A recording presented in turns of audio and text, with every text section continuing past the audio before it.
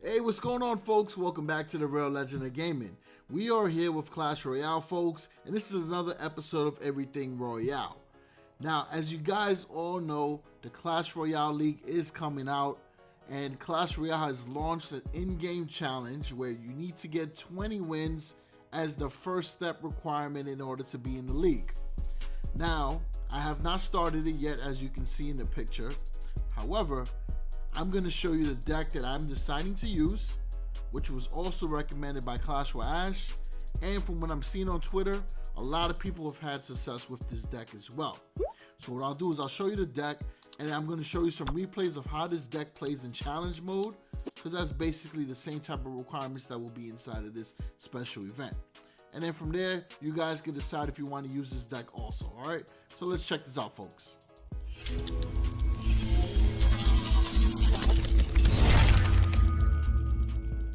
Alright, so as you already know, I'm a huge fan of PEKKA decks, especially PEKKA minor control decks. If we released 2 videos over the last couple days, and this one here, you might have seen it already because it's heavily present inside tournaments and challenges. But it is a sick deck, and it consists of the Goblin Hut, right, which is still powerful after the nerf.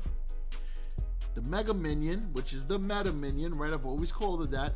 The Royal Ghost, which is still pretty good even after being nerfed as well. The zappies, which are actually good now after being buffed. The poison spell, which is like one of the spells that you need in every deck right now.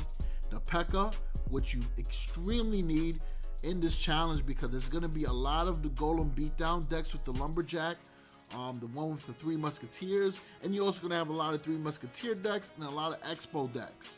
So the PEKKA does well against all of those, right?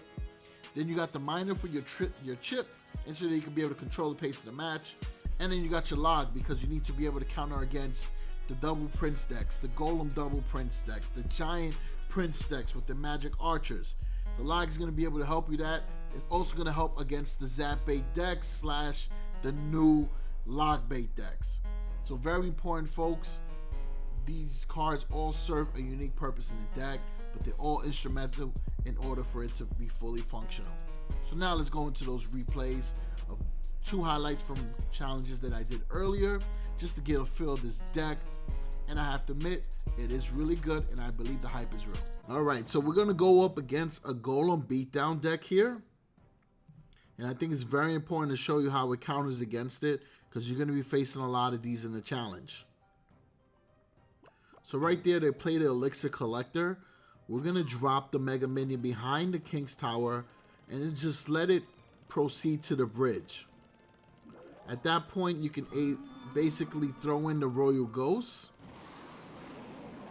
or you can throw in the Miner, depending on what you have in your hand. So they use a rocket. They only hit the Mega Minion, so we were able to go through with the Royal Ghost. And we also can use the poison to counter against the Elixir Collector. Now the zappies we can also use in the case where we need to stop a Mega Minion or any other air troop. But in most scenarios, you want to have the zappies behind your PEKKA to be able to help it against the Infernal Dragons and Infernal Towers. And of course, anything else that can, pose a threat to it. So right there, you can use the Mega Minion to counter almost anything. And since you have the poison there, you can use it to defend against the Elixir Collector as many times as you need to. And Mega Minion is able to get some hits in there. So it's a very strong card. So now you already know that when you're playing the Elixir Collector, right, there's 2 things to look out for. Are they going to play a Golem deck, or are they going to play a 3 Musketeer? So it's very important that you stop that Elixir Collector. And if you're not able to, then please, very important, keep your PEKKA inside your hand and do not use it until you see that 3 Musketeer or Golem drop down. In this case here, the Goblin Hut will serve as a distraction, but you also need to protect it. So let the Golem or any other flying troop, like the Balloon or Lava Hound, go towards the Goblin Hut.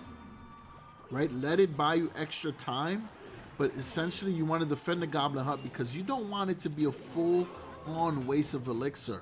You want it to still be able to serve some purpose. So let it distract, defend, That way your Spirit Goblins can still come out and get some hits in on the defensive side, or if you're able to clear that push quick enough, it can get some hits in on the tower. That combined with the miner will give you a double combination of chip damage. And then you add in the poison spell and you're gravy there. So you see how we did right there? It's going to distract, but we had enough cards to support and protect it. You see the golem was moving away. They're going to do the tornado, which is fine, because all they're doing is pulling it closer to us. It gives us a huge advantage. Now, in a case like this where you might be a little overwhelmed, remember, Mega Minion, Baby Dragon are all troops that easily refocus their target when distracted.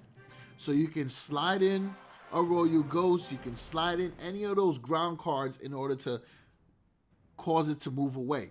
Now, of course, the Royal Ghost doesn't get detected right away until it initiates contact against something. So that's also, a thought to keep in mind. Now, this next replay here, we're going to switch it up a little bit. Most cases, right, the counter to the PEKKA decks is the Executioner with a Tornado. It's insane, right? I see that, and honestly, I get scared because it's a great counter against it.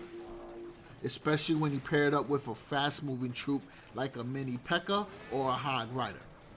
So, in this case here, you could be a little more aggressive and use the PEKKA to defend against the Executioner. In all reality, you're going to lose 2 elixir, but if you support the PEKKA sufficiently, you can regain that with the right push, like we did right here. We stopped the Executioner, we let the PEKKA proceed, we backed it up with the zappies, and as soon as they cross the bridge, we throw in the miner, because at that point, the tower is locked onto the PEKKA, which can absorb a lot of damage, which means that your miner is going to be chipping away damage-free for an extended period of time. So here, you can also be a little aggressive with that Royal Ghost, but play it a little differently than what I did right there. Luckily, the log was able to bail me out, so it pushed back the Executioner and the Ice Wizard, and it created an opportunity for the Royal Ghost to get a hit in. So you can also do that too. Problem is, you leave yourself open for an unexpected attack, which happened to me right here. Little did I know that there was a graveyard in that hand. Took my tower right away because I overextended. Right, that's the first mistake. And 2, I didn't prepare myself properly.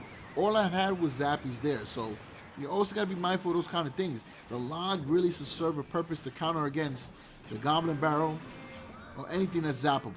Pretty much in that sense. So again, the zappies we're going to use. And we're going to be able to stun the mini PEKKA and stop it. And then we'll follow up with the Mega Minions because we know that the zappies are squishy and they can get taken out quickly. So also pay attention to the HP on the opposition's cards. If your Archer Tower can take it out, save your elixir.